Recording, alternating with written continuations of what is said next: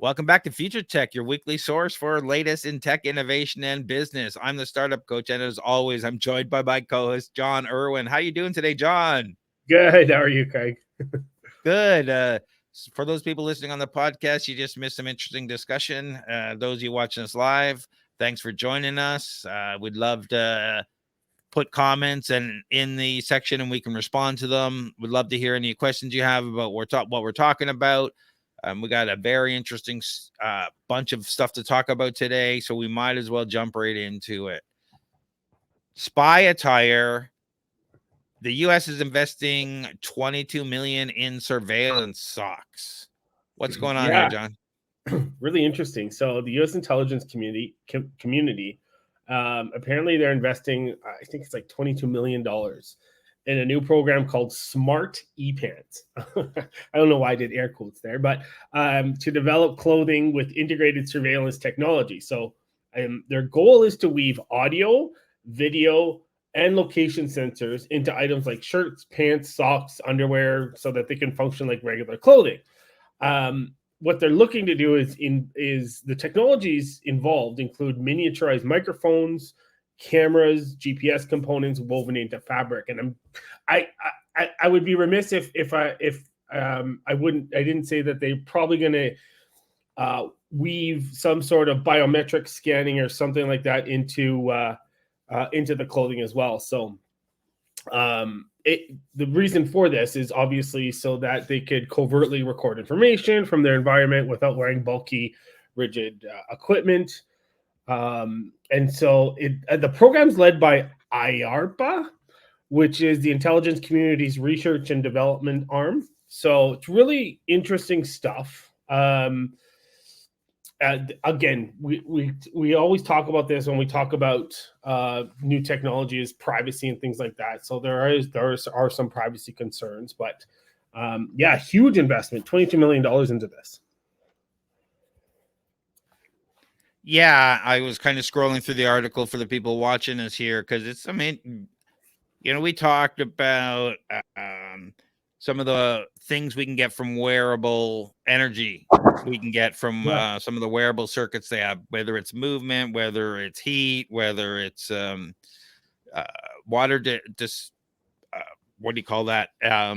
Anyway, there was multiple forms of electricity that can be generated by this wearable. Now they can build that kind of stuff right into the clothing you're wearing to power potentially. Where am I? What am I seeing? What am I doing? So will we need body cams in the future? Is that a thing of the past? Who knows? Yeah, who knows how good the quality of the recordings will be? They should be pretty good, but I guess no longer are the days of pat downs for if you're an undercover and making sure that there's things. The biggest thing so now the thing for me is the biggest challenge here is how do you detect those things for counter surveillance, right? So obviously there's some sort of radio frequency that they're going to be emitting, but how detectable is that? And is it actually going to be on, or is there going to be local storage? Like how is that going to go? Yeah. And the idea of having to get naked for every meeting to make sure that nobody in a corporate environment is like you've got to change into your assigned clothing before you go into the corporate boardroom when we talk about our secrets is not appealing. Maybe bathhouses are going to come back and get popular again. That's they'll have hot tubs in the offices now, and I'll have to hop in the pool. Yeah, so what are the challenges that need to be addressed in order to, make these garments durable, comfortable to wear? And, I'll talk about the power sources in a minute. Like right now, is it actually built into comfortable clothing, or am I literally wearing circuit board that's scratching the crap out of me? Yeah, well, if in our previous one, we saw those stretchable printed circuits. I think that's going to play a big part in this. But embedding electronics, making them washable and maintain performance over time is going to be challenging. They're going to need to be durable, have some sort of coating or encapsulation. The other thing is distributing the weight and the bulk of the components evenly throughout the garments to avoid pressure points. so that you can wear it all day, and so it's less detectable. And yeah, like you said, integrating power sources. So they have to be thin, lightweight, recharge without compromising fabric attributes. And I think I did read an article on, and we might have talked about it last episode, on expanding and contracting of fabrics can generate power. So yeah, that's going to be interesting. But also thermal management to prevent overheating, because you've got these woven into fabrics now, so there's less room for them to dissipate heat. Motion artifacts from the fabric stretching and compressing. There's ensuring the sensors and connections are moisture proof to survive incidents like rain or sweat. So there's a whole bunch of challenges that they still have to, and the cost of manufacturing. So that's going to be a whole new textile manufacturing methodology that they're going to have to come up with. So really interesting stuff, though. But a lot of challenges and a lot of hurdles for them to overcome. Yeah, you're going to get past the pat down, because right now, for sure, you're going to need a big power supply. You know, is that a battery in your underwear? Are you just happy to see me? Yeah, well, like there's paper thin flexible batteries such as lithium ion that could wrap around curved surfaces. That's one way to power it. Micro fuel cells that generate electricity through, I guess, metabolic processes like glucose oxidation, that could help to avoid. And then there's like we just talked about, the kinetic and piezoelectric energy harvesters woven into fabrics. And we talked about this again last week, is the triboelectric nano generators too. So there's a lot of different options. Apparently there's thermoelectric textiles that turn temperature differentials into power. And then you've got the hybrid energy storage, like ultracapacitors, distributed power management. So power management is going to be big, and RF signals and different things like that. So nanomaterials, I think, are going to play a big part in helping to power these and keeping them charged. Yeah, I don't know about you, but I don't really want to be wearing any spy underwear. I don't want any RF signals near my junk. I got enough with my cell phone in my pocket. It's going to be interesting, but I know that right now, I know that some of the professional sports leagues, they do integrate some sort of sensors into wearables, but I don't know how comfortable they are. And obviously that's not as high tech as this. These are just sensors that are made to pick up things, whereas opposed to cameras are not made to be woven into fabrics, nor are microphones, right? So or GPS devices. Yeah. So it's going to be interesting to see how they approach it. And obviously, as technology grows, and we talked about this before, we've got carbon nanotubes. We've got a whole bunch of different technologies that are going to help us to minimize a lot of this stuff. And if you look at some of the spy cameras now that are on the shelves, like you've got ones that are as small as a button on your lapel or on your jacket. So it's getting there. The technology is getting there. I'm sure DARPA or AARA has ridiculously small cameras with small camera sensors, but probably not for the mainstream. Yeah, this is very interesting. I'm a little concerned, as a person who sweats a lot, of having all this electronic stuff actually in my clothes, because you figure that that's not necessarily a good thing for these things. But it's interesting. Happens when there's a short circuit and you're sweating. Yeah. And then you short circuit and you're lying on the floor twitching. But we've come a long way from, spy technology in your clothing being, the shoe phone from Get Smart. Oh my God. Totally remember that. Yeah. The cone of silence, the shoe phone. Yeah. Those are the days. And then the watch that Dick Tracy had too. But now we've got those. So, absolutely. Like if we can power a watch for, all day, couple of days, we could probably power most of these things in the clothing in that kind of small, like the power source. Probably you just have to plug it in every day or throw it on a magnetic charger of some sort.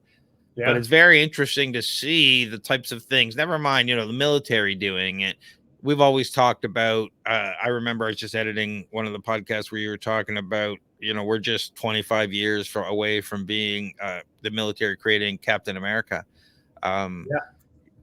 Now we're talking about having some very cool stuff in the armor. How far do you think we are away from uh, similar to vibranium, for lack of where an impact comes in and the stuff hardens automatically because of the sensor velocity, your clothing density changes and forms around the spot to, a lot of things could happen that could really make some very interesting, cool technology. Yeah, I don't think we're far off from anything like that, because especially with the introduction of carbon nanotubes and new technologies, new textile technologies that are being developed and being researched. I think it was, what is it, spider webs, or the silk from spiders can be used, but it's the problem is the scale of that, of how to get that to scale. So if they can scale that, then we've got a better technology than Teflon. It was funny. I was just watching a video on how Teflon really stops a bullet, and it's just multiple layers of Teflon, and it just slows the bullet down to a point where it can't penetrate one of them. So it's interesting. Yeah, there's going to be technology, and I think it all comes down to nano sensors and nanobots and all that sort of stuff. So when they sense that a bullet hits you, the bots come to life or do something to mitigate that bullet. So I think I would say we're probably 20 years off from something being in the mainstream.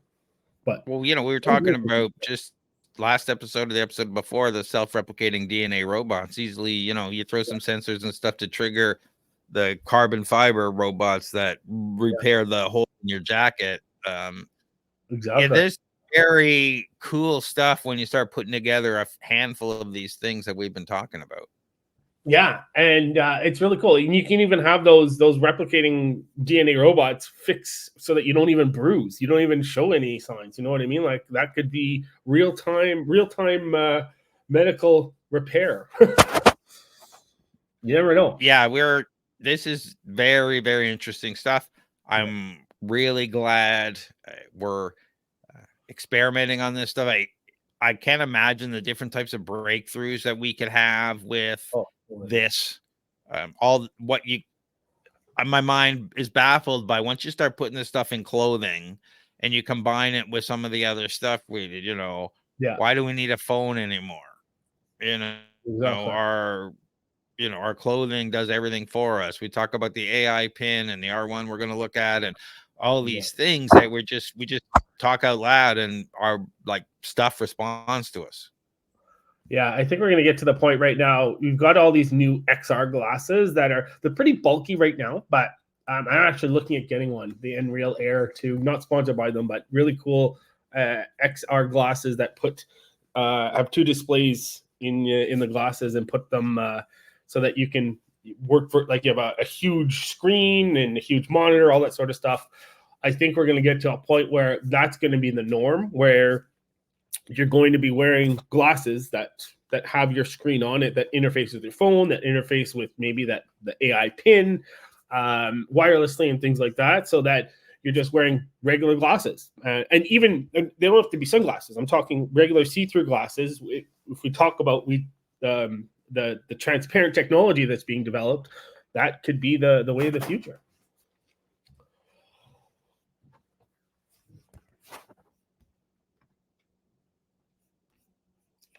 I think you're on mute. Yes, I was. I said I started getting advertising last time we started talking about wearables and stuff for the Ray-Ban sunglasses, smart glasses. Have you seen those? Yeah, those are more for POV kind of stuff. They've got cameras on them. They've got good reviews. The new ones do. They're good quality, and they're really good. But those are just two cameras on the glasses. There's no screens or anything. But they're really cool for taking POV shots and different things like that, and recording daily life. So really interesting. So let's jump to our next